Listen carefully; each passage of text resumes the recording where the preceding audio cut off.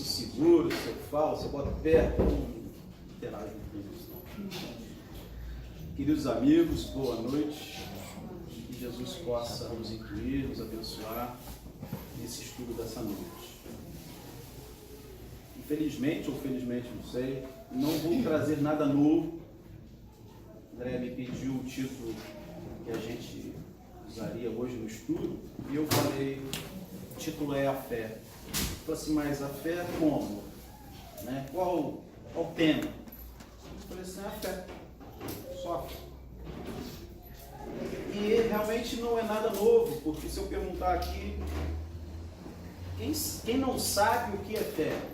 Eu duvido que alguém vai levantar a mão, né? Então, com certeza todos nós aqui já ouvimos falar, já tivemos contato com alguma definição, enfim, temos noção do que é fé. Então nada de novo prometo a vocês que vou trazer.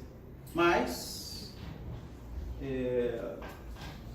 desde que Jesus, principalmente Jesus, antes de Jesus também já se falava muito de fé, mas desde que Jesus pisou no nosso planeta, permeou nossas vidas, né? E uma das grandes funções, eu acredito, um dos grandes legados que Jesus nos deixou foi a demonstração e o uso da força que a fé tem em nossas vidas, né, na direção de nossos caminhos, enfim, no entendimento da vida. E é sobre isso que a gente quer dizer, quer falar essa noite, né? Nós não vamos falar, e é principalmente isso uma das coisas que eu também tenho como missão trazer essa noite, nós não vamos falar da fé religiosa, né? Porque essa talvez seja o único contato que nós, né, temos da fé, essa fé religiosa. Mas é isso que a gente quer talvez desmistificar essa noite, com a ajuda do nosso grande mestre Kardec, né? E de tudo aquilo que a gente conseguiu buscar. Eu sei que estávamos comentando aqui, eu e Richard, né, temos a casa cheia, lotada, né? E fico sempre me perguntando, eu já tenho mais de 3 semanas de espiritismo, né? E aí eu fico me perguntando, né, o que fazemos nós depois de um dia de trabalho, né, cansado às vezes, aborrecido, né, faz parte do nosso cotidiano, né, certos desafios. O que fazemos nós vir uma casa espírita, uma casa de teatro como essa? O que nos traz aqui? O que cada um aqui vem em busca essa noite? E essa é uma pergunta que eu acho que todos nós temos que nos fazer. Sempre. Mesmo as pessoas como eu, que têm mais de 3 semanas, né, de doutrina. O que eu vim fazer hoje? O que eu vim buscar aqui hoje? O que eu preciso? E esse questionamento, uma reunião como essa, pode parecer curioso, mas faz com que suas perguntas, seus questionamentos, suas buscas sejam respondidas como num passe de mágica. E aí a gente vai precisar de muita fé para poder entender isso aí. E aí eu começo, deixa eu ligar aqui primeiro. Agora sim. Só que não.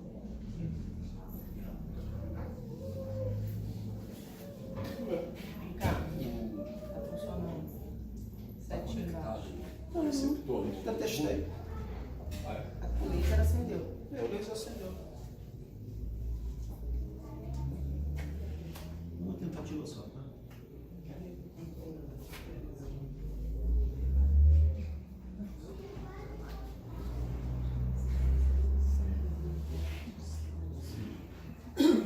Nem com fé vai. Então eu começo. Vai no dedão.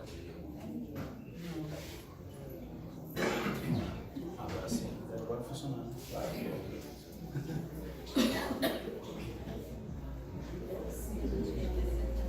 Sempre mais fé que você. Então, vou começar com um pensamento de Kardec, né?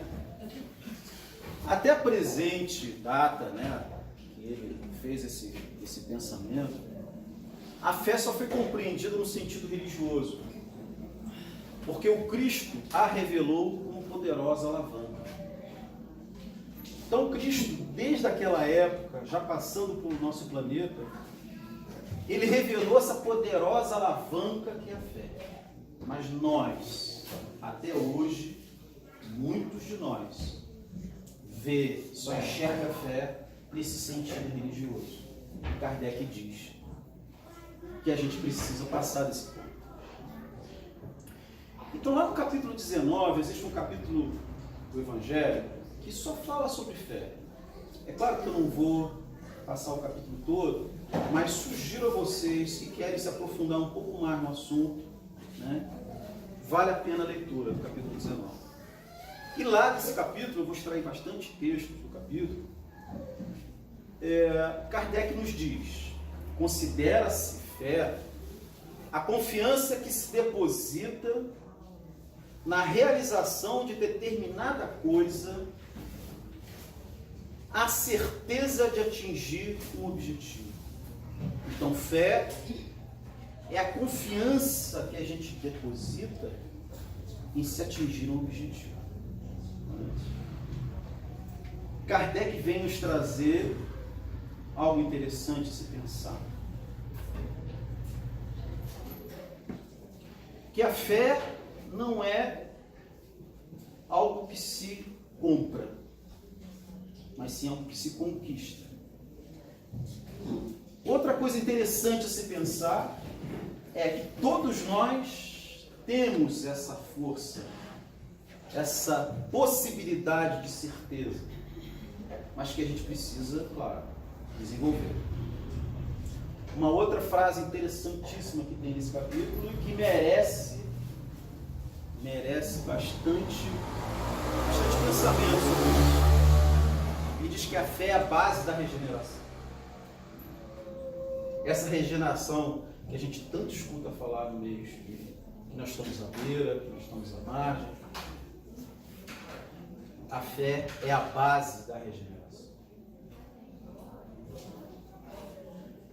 E Jesus mostrou-nos, diz o Espírito de verdade, aliás, o Espírito protetor. E Jesus nos mostrou que quanto pode a homem que tem fé, ou seja, que tem a vontade de querer e a certeza de que essa vontade pode realizar-se a si mesmo. Então Jesus, através de seus exemplos, através de suas passagens, que até vamos ter a oportunidade de conversar algumas delas aqui, ele vem nos mostrar exatamente quanto pode um homem que tem vontade de querer. Quanto pode um homem que tem vontade de querer. E a certeza de que essa vontade pode realizar-se a si mesmo. E aí a coisa parece que fica fácil depois dessas explicações de Kardec, né? Mas não dá ainda para a gente entender muito bem. E aí eu peço licença a vocês de recordar algumas passagens do nosso mestre. E a primeira que eu vou buscar como exemplo, exemplificação, para que a gente faça nossas bases de raciocínio, é a cura do lunático. A maioria de vocês devem conhecer, mas é a história de um pai que se ajoelha a Jesus, pedindo que ele ajude seu filho, porque esse filho é um lunático. Ele se joga, como diz no texto, ele se joga ao fogo e horas se joga na água, provavelmente tentando suicídio. Pode ser. E o pai ainda fala mais para Jesus. Eu tenho trazido o menino a seus discípulos, mas eles não puderam curá-lo. E aí Jesus fala aquela frase emblemática, né? Ó geração incrédula, até quando estarei convosco? Falando para os discípulos dele, né? E talvez para todos nós até hoje, essa frase ecoe em nossa mente, né? E aí vai lá, como diz no texto, abençoa o rapaz, e ele, a partir daquele momento, se vê curado. E depois dessa cena toda, em particular, diz também o texto, que os discípulos perguntam: mestre, mas por que tu conseguistes afastar as mazelas do rapaz? E ele diz a famosa frase, né? Se tiveres a fé tamanho de um grão de mostarda, podereis dizer para aquela montanha: vá-te daqui para lá, e ela irá. Então essas e tantas outras passagens, Jesus vem mostrando aos seus discípulos o poder da fé. Mas tem outra muito interessante, que é essa aí, a do cego de Betsaida. Ou Betsaida, desculpe a pronúncia aí. Mas sempre também, eu acho interessante, isso eu aprendi numa resposta que Chico deu. Quando a gente analisa essas passagens de Jesus, nós temos que contextualizar, porque senão a gente não consegue entender. E principalmente, além de contextualizar, a gente tem que entender a importância dos personagens que essa história contém. Então, quando Jesus cura esse cego, e o nome dessa passagem é Betsaida, existe todo um contexto nessa história. Jesus atravessava o lago em direção a Betsaida, que era uma aldeia de pescadores. E lá, inclusive, Pedro morava. Provavelmente, Jesus estava se dirigindo até lá, porque iam perguntar, enfim.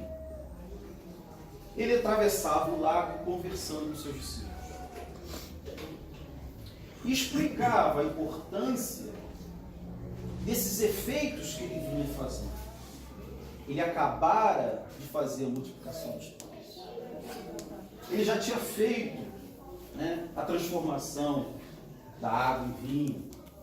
Né? Imagina se a gente tivesse esse poder hoje. Né? E os discípulos estavam, de acordo com a conversa que se passa nessa embarcação durante a travessia, que os discípulos não tinham entendido ainda a razão, o motivo pelo qual Jesus tinha feito aqueles dois milagres. E quando chega então na aldeia, ele é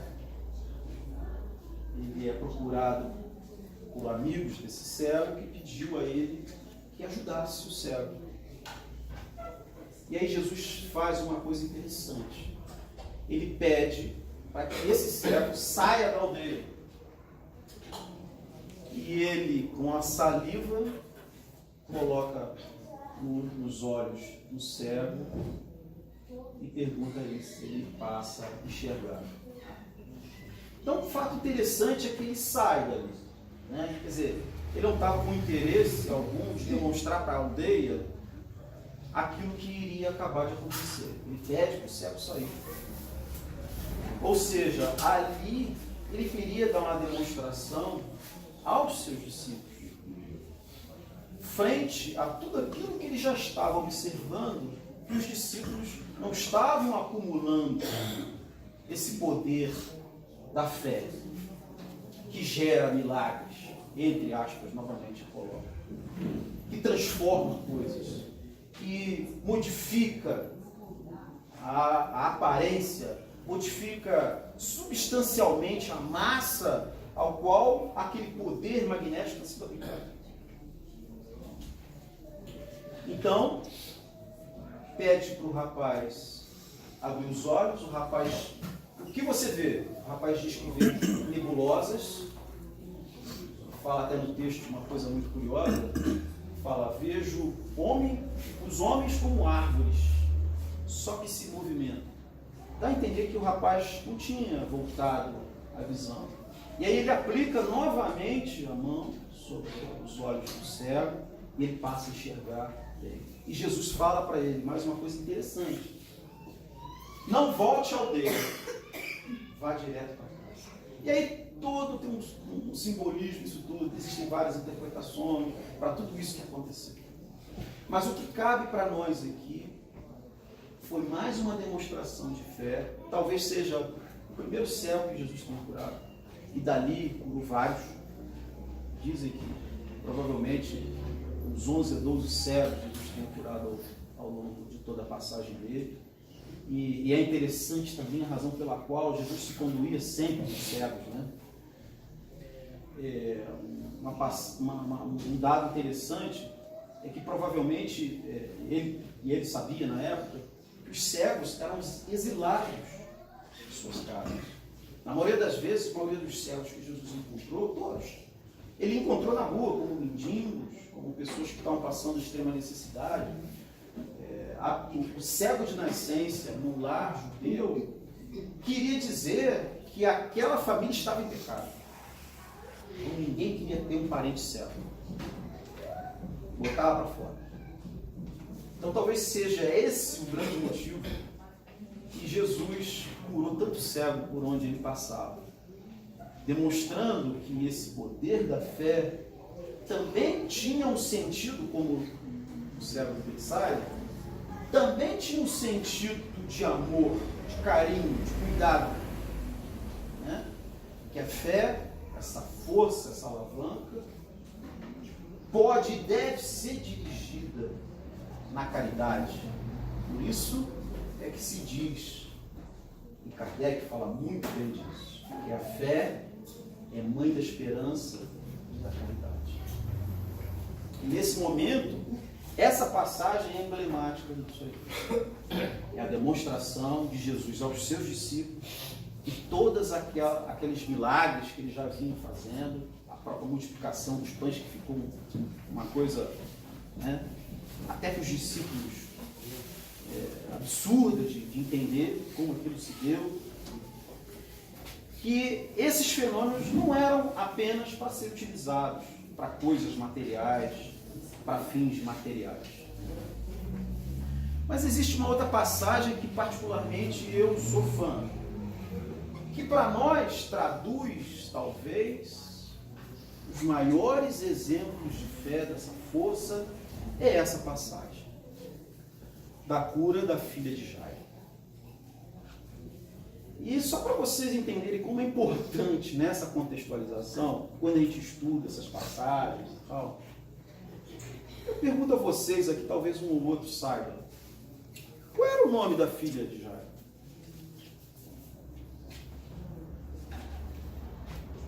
Foi ela que foi curada. Né? Por que a passagem chama a cura da filha de Jairo? Se podia chamar a cura de Talita, que é o nome dela. E só diz isso no final do texto do Evangelho. Né? Então é como eu falei, para a gente estudar essas passagens, a gente tem que buscar nas entrelinhas os detalhes. Né? Então, se a cura do filho de Jairo, Jairo deve ser um cara da pesada, né? É o cara, né? Para a gente poder mergulhar as atenções sobre ele, né? E era de fato mesmo, né? Jairo é esse cidadão aqui, ó. Dá para ver que ele está com as vestes, vestimenta diferente. Jairo era chefe da sinagoga. E ser chefe da sinagoga naquela época não era pouca coisa, não. O Jairo, chefe da sinagoga na época, era como se fosse um ponto alto do conhecimento dos fariseus, que eram aqueles que detinham, né, um pouco mais de cultura, um pouco mais de conhecimento. E o chefe da sinagoga, o cara que representava milhares de conhecedores, né? Era um cara que entendia das leis, traduzia o Velho Testamento como ninguém, influenciava politicamente o local, a região. Então, é de se entender que ele tinha muito conhecimento, né? Muito conhecimento. Além dos recursos financeiros, ele tinha recursos políticos, né? E a filha dele, de 12 anos, estava muito doente. Provavelmente, a esse tempo aí, o tempo que decidiu procurar Jesus, ele já havia tentado de tudo, com todos os recursos que um chefe de sinagoga teria naquela época. Acesso a qualquer médico, naquela época já tinha, né? Lucas era médico. Ou aos curandeiros da época, os melhores, os rezadeiros, os benzedeiros, naquela época também já tinha, né? Tinha outros nomes, mas já tinha. E nada, já tinha tentado de tudo. Jairo já tinha esgotado os seus recursos. Eis que chegou alguém ao seu ouvido e falou assim: olha, Jesus vai passar por aqui. Então aí a gente começa a imaginar, né, o que foi o martírio de Jairo, vendo sua filha definhar, tentando de tudo, e a gente que tem filho sabe que a gente não mede esforços. Quem não tem pode acreditar que você não vai medir esforços por ele. Só que já era o chefe da sinagoga. Jesus, quando passava na boca deles, na sinagoga, era filho do demo, era o filho do coisa ruim, era o louco varrido, que andava falando, fazendo coisas. Desconfiança total sobre Jesus. E ele era um daqueles que fomentava aquilo tudo. Era esse cara que Jairo recebeu o conselho de procurar. Imagina o que passou na cabeça desse cara para chegar nesse ponto aqui. Foi de encontro a Jesus, se ajoelhou aos pés dele e falou: cura minha filha. E eu fico imaginando essa cena, né? Eu fico imaginando os discípulos ao redor, né? Jesus aí, seu Jairo. Jairo? É, a sinagoga. Aquele que... né? Mas nada disso aconteceu, não sei. Mas Jesus pede que ele levanta e fala com ele: vou à sua casa. E vamos agora à sua casa. Quando Jesus andava, não era como eu, andando aqui em Araras, fazendo minhas compras, não. Com certeza não era. Primeiro que as ruas não eram tão largas. E quando Jesus passava, e todo mundo sabia que ele ia passar, aquele boca a boca rolava, todo mundo sabia e todo mundo queria alguma ajuda, queria vê-lo, nem que seja por curiosidade. As ruas ficavam lotadas. Ele só conseguia andar porque os discípulos iam, na brutalidade, afastando o povo. Senão ele não conseguia dar um passo. Muita gente, naquelas arruelas estreitas. Então, aí vocês imaginam Jairo caminhando ao lado de Jesus. Se ele pudesse, cumprir a cabeça, né? Se ele pudesse, ele colocava uma máscara para que ninguém visse ele junto a Jesus, caminhando junto a Jesus. O que iam dizer dele? Toda a conquista política que ele teve, toda a conquista social. Ele era chamado para as maiores festas, as melhores festas. será que o pessoal ia passar a chamá-lo realmente? Depois dessa caminhada que ia dar ao lado de Deus? Mas isso não termina. No caminho, Jesus passando no meio daquele polvaréu todo, e Jairo está aqui, provavelmente é esse aqui, ó, com a roupa melhorzinha, com a mãozinha assim fechada, porque as outras mãos ali estavam afastando o povo, Jesus poder caminhar. De repente Jesus para e fala: alguém me tocou. Todo mundo. Senti uma virtude de mim sair. Só essa passagem já é uma outra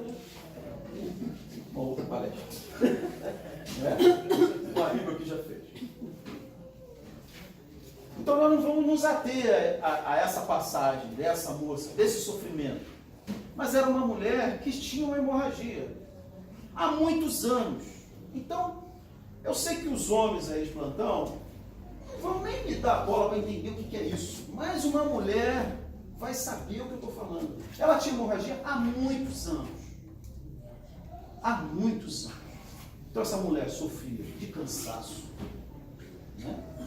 Deficiência fisiológica, mal conseguia andar, mas ela soube que Jesus ia passar na cidade vizinha. Ela foi, não de Uber, nem de táxi, ela foi a pé. E como mulher, inclusive mulher que sangrava, gente, é bullying completo com mulher que sangrava, somente das lesbianas judaicas. Para vocês terem uma ideia, a mulher que sangrava no período menstrual não podia frequentar a sinagoga. Se fosse, sentava no final. Então você imagina, quando ela tinha aquele vontade de ir na sinagoga, rezar, orar, quando ela sentava atrás, todo mundo já sabia que a mulher estava no período. Não sentava à mesa com os homens, enfim, era bullying completo. Só que essa senhora, coitada, ela vivia isso a vida toda. Porque ela não parava. Ela tinha hemorragia de guerra. Também conta os historiadores que ela tinha uma certa posse e que já havia tentado de tudo, para se curar. Porque ela estava à beira da morte, nova, mas completamente esquálida. Né? Alguns dizem que aparentava uma senhora já de idade. Imagina, dá para entender. Né? As senhoras que nos estudam aqui, dá para entender perfeitamente o que essa senhora aí passou. Até tocar no manto de Jesus. Foi a fé de Jesus que a curou? Foi a força magnética que Jesus abençoou como se fosse aquele criança lunática? Quem curou essa mulher? A fé dela. A força. A fé dela. A força, essa força que a gente está falando, essa força que Jesus demonstrou em algumas dessas passagens. Mas, lembra, nós não estamos falando dela, nós estamos falando de Jairo. Jairo ali assistindo aquilo tudo. Pensa que acabou para Jairo?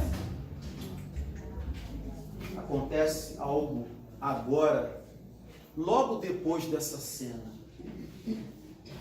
Um amigo da família olha o que Jairo passou. Só até agora.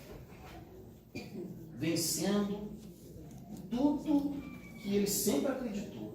Se transformando, buscando uma força que nem ele sabia que tinha para ajudar a filha. Mas eis que chega um amigo da família. Logo depois que ele assiste a mulher ser curada. Porque todo mundo fica espalhado. Começa a comemorar. Todo mundo conhecia a história da mulher. Um amigo chega e fala assim: Jairo, desiste. Deixe Jesus. sua filha acaba de falecer. Ou seja, amigo, não se expõe mais não. Sai fora porque não tem mais jeito. Tua filha já morreu. Você só vai daí para frente só perder. Porque mais e mais você vai se expor ao lado de Jesus, e mais você vai jogar fora tudo aquilo que você construiu. Jesus escutou esse comentário, se vira para Jairo e fala: sua filha não morreu. Eu vou até sua casa com você. Jairo fica naquela dúvida. Será que eu continuo me expondo? Será que eu chego com esse cara na minha casa, que está lotada de amigos, médicos? As carpideiras já estavam chorando, já tinham sido contratadas, né? Porque era um show, né?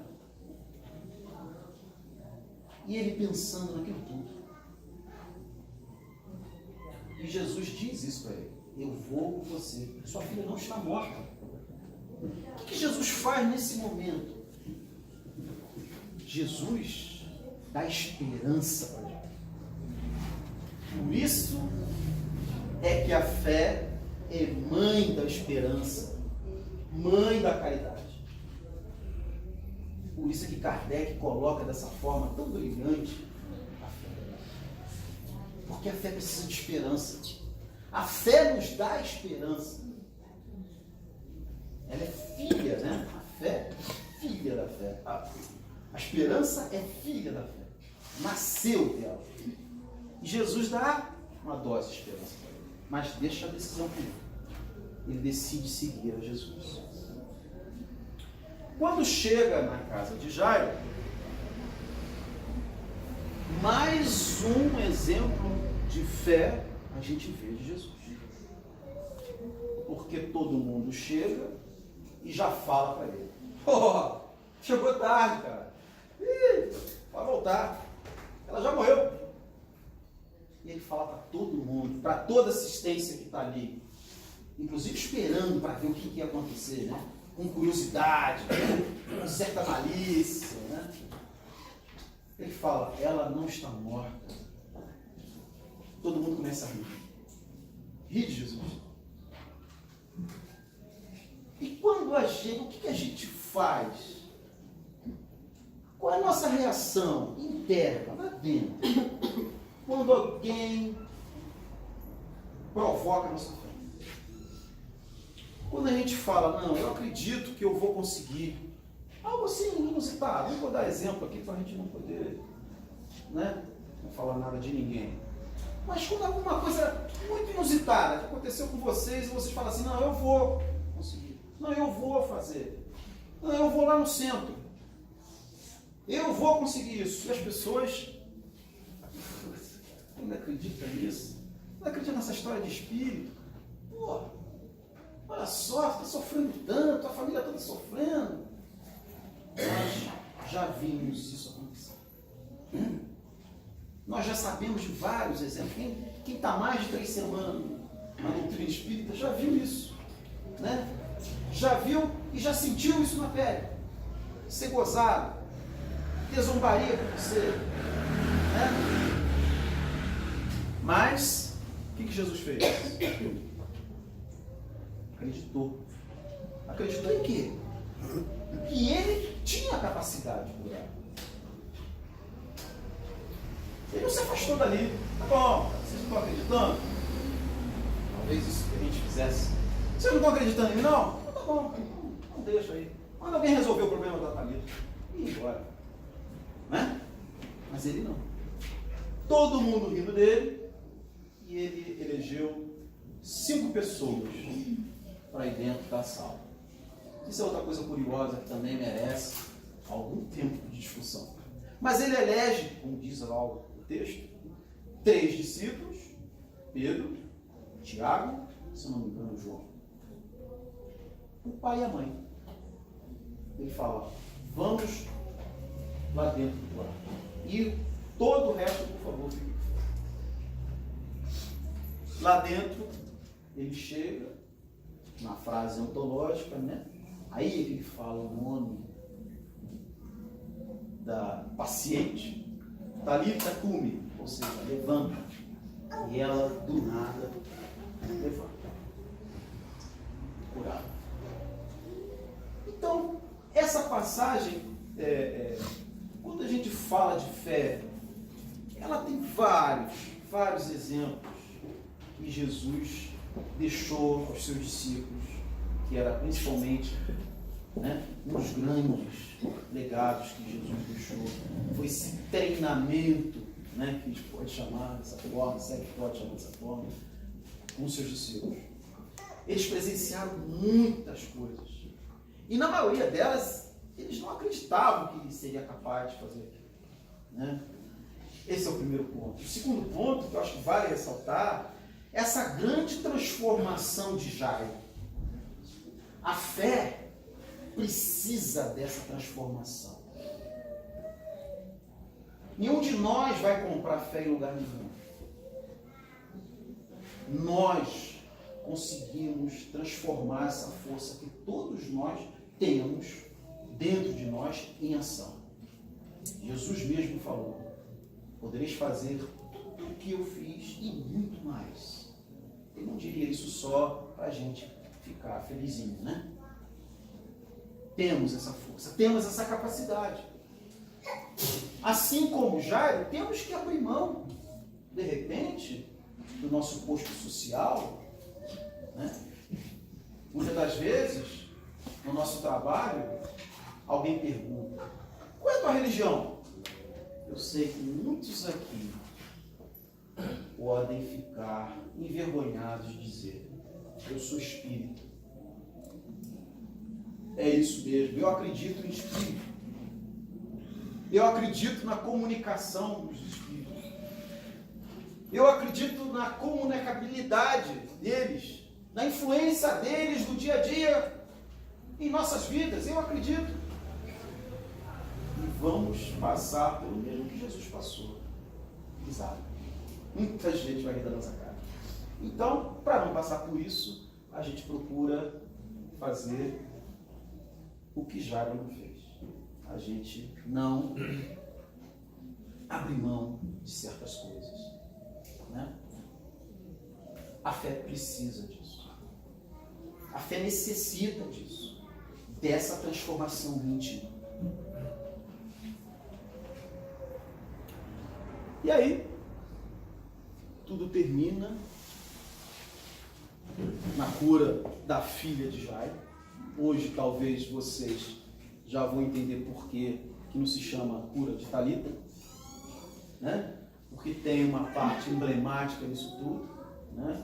E Jesus aproveitava todos os momentos para tirar lição, para ensinar lição, para dar essa demonstração desse poder da fé, que infelizmente, até os dias atuais, é recheada de passagens religiosas.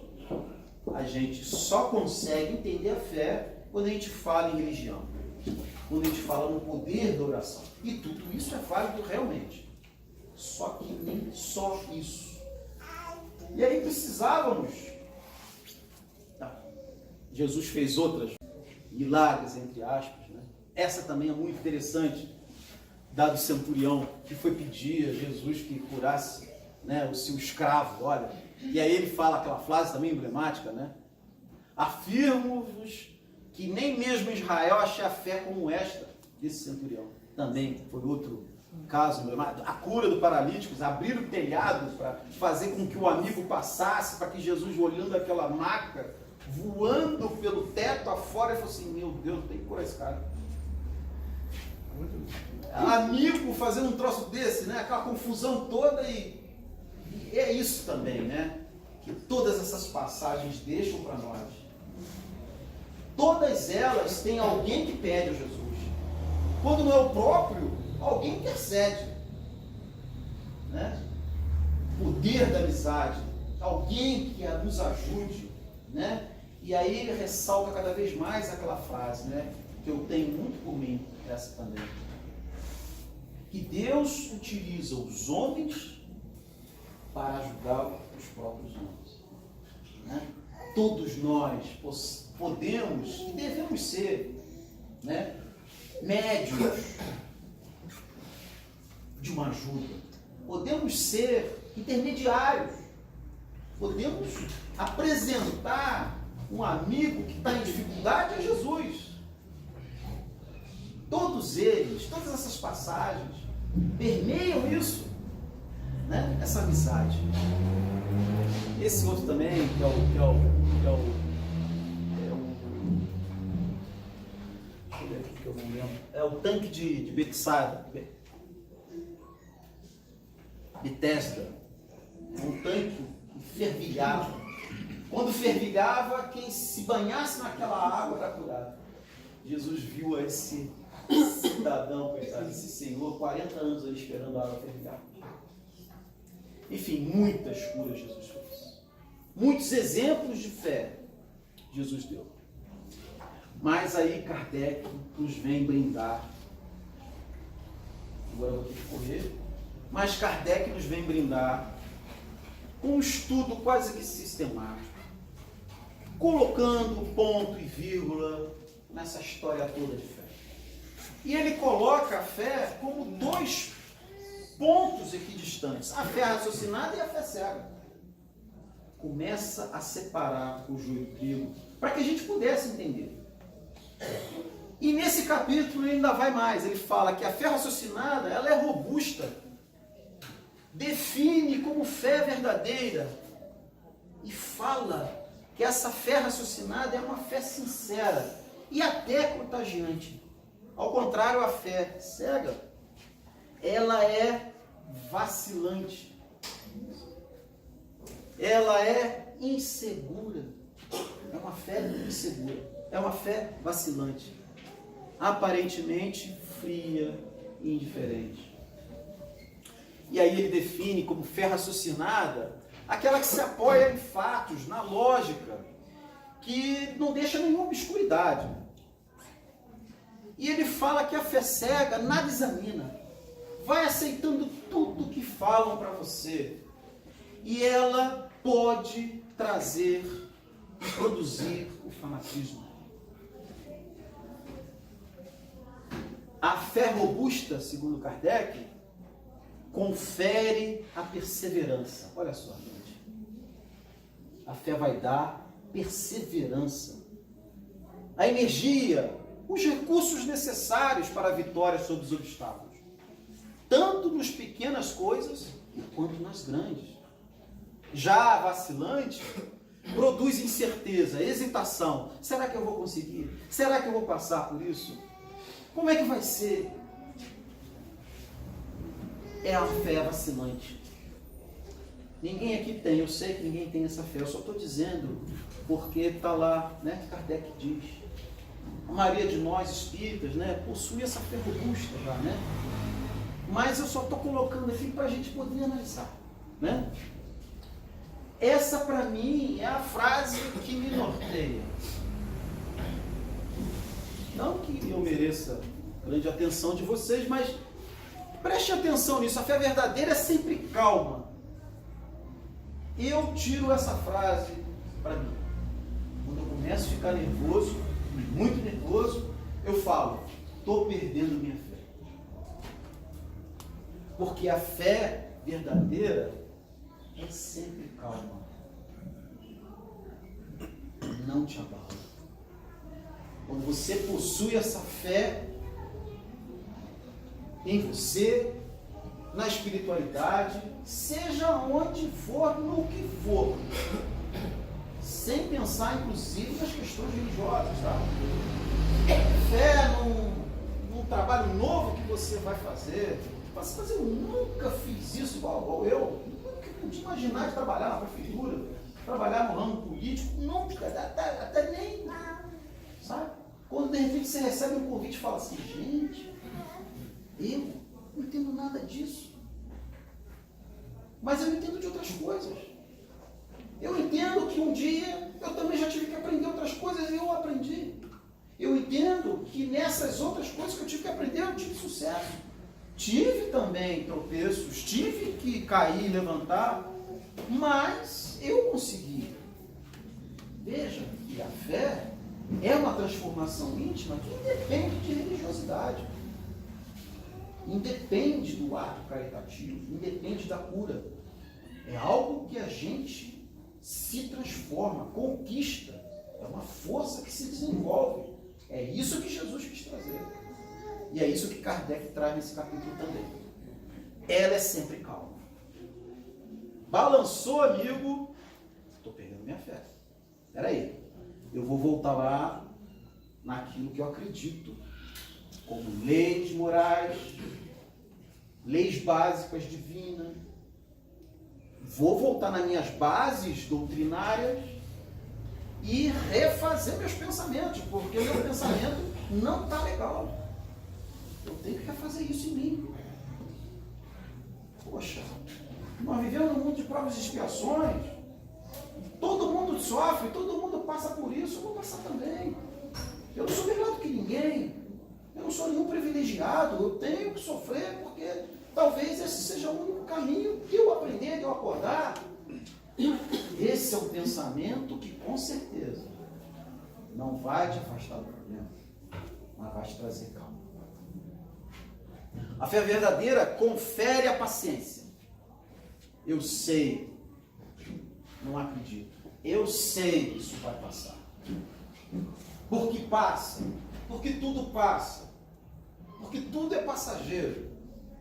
Isso vai passar também. Isso me dá paciência. Essa força que a gente chama de fé nos dá a paciência para enfrentar as dificuldades. Porque ela está apoiada na inteligência. É aquilo que eu falei. Eu tenho que voltar meu pensamento. Eu tenho que voltar lá atrás e buscar a base doutrinária. Aquilo que eu aprendi como saída para os problemas. E se não for nas questões morais, se não for na questão filosófica da doutrina, que seja nas questões mesmo do estudo, né? Nas bases, vai nas bases dos livros. Se é do campo psicológico, vai visitar lá os livros de psicologia para buscar essas bases. Se é no campo científico, vai buscar as bases científicas para tu entender e resolver aquele problema que você precisa resolver. Porque ela é baseada na inteligência. E aí, com calma, com paciência, com estudo, você vai conseguir resolver aquela dificuldade que se apresentou para você. No campo profissional também. Por que não? A fé insegura sente sua própria fraqueza. E quando sente, procura suprir essa falta com força, com violência. Volto a dizer, não é numa casa espírita que a gente vai encontrar isso, né? Nós espíritas já passamos por isso, não é isso? Ninguém aqui se enerva, ninguém perde paciência, ninguém é violento, né? Só que não, né? Quando isso acontece, acende a lanterna, acende a luzinha amarela, porque tua fé está passando de fé robusta para uma fé insegura. Você está precisando compensar essa falta de paciência, falta de, talvez até de conhecimento para enfrentar aquilo, mas essa falta de autoconfiança em violência. Então vamos buscar na fé, na esperança de dias melhores, que isso tudo vai passar. Essa força tem que existir, tem que ser desenvolvida em nós, para que tudo realmente passe. E aí, para terminar, já terminou.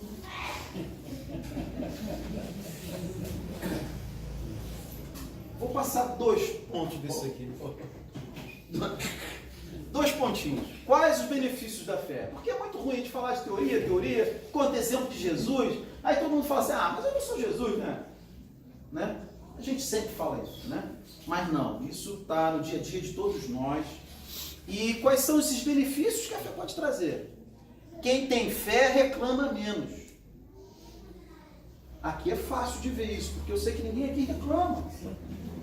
Mas a gente vê na rua, né? Tanta gente reclamando de tudo, né? Falta de fé. Tem uma senhorinha muito simples que eu conheci, mas muito simples mesmo. Eu acho que nem segundo grau ela fez. E ela deixou uma lição, hoje ela já está na parte espiritual com toda certeza muito iluminada, que é um doce de pessoa. Mas ela tinha umas frases que ela falava e que a gente fala assim, nossa, como surgiu isso, né? E ela falava assim, a gente deve clamar, mas nunca reclamar. Você já pediu uma vez, não já? Então espera que você vai ser atendido. Para que ficar reclamando? Muito interessante esse trocadilho, né? A gente deve clamar, mas nunca reclamar, porque não precisa. Se você tem fé, você vai receber aquilo, mas tem que esperar. Então quem tem fé são aquelas pessoas que a gente conhece e devemos conhecer uma ou outra, que reclamam muito pouco da vida. Tudo está bom, está tudo em paz. O mundo caindo ao redor dela, mas está tudo certo. Isso vai passar, né? A gente conhece essas pessoas. Essas pessoas são pessoas que já desenvolveram essa força. A fé é mãe esperança da caridade. Já falei sobre isso. A fé gera autoconfiança. Acabamos de falar sobre isso. Quem tem fé sabe que nunca... Quem tem fé sabe que não está e nunca estará sozinho. Quer seja um amigo que vai nos levar, vai quebrar tetos e telhados para que Jesus nos atenda, quer seja nossos anjos guardiões, nossos amigos protetores de nossa casa, ou seja, nós nunca enfrentaremos problema nenhum na nossa vida sozinhos. Isso vocês podem ter certeza. Mesmo que a gente, no momento de insegurança, a gente acha que não, mas nunca. Estamos sempre bem acompanhados, sempre algum amigo protetor esperando um momento, uma lucidez mínima que fosse a gente levar nosso pensamento, lá vem ajuda, porque houve essa ligação, houve esse momento ímpar, que era tudo que eles esperavam de nós, era esse momento de dedicação, é esse momento que Jairo decidiu se ajoelhar na frente de Jesus, é esse momento que a gente não sabe mais o que fazer, lá vai aparecer alguma saída, vai aparecer alguém, vai aparecer uma solução. Que nunca nos falte na paz, a coragem de nos transformar, porque essa é a maior das coragens que a gente precisa ter, é a coragem de autotransformação, a coragem de se ver como nós realmente somos, nos entender e entender, acima de tudo, aquilo que a gente precisa modificar. E a fé é uma grande ferramenta para nos ajudar na nossa regeneração. Muito obrigado.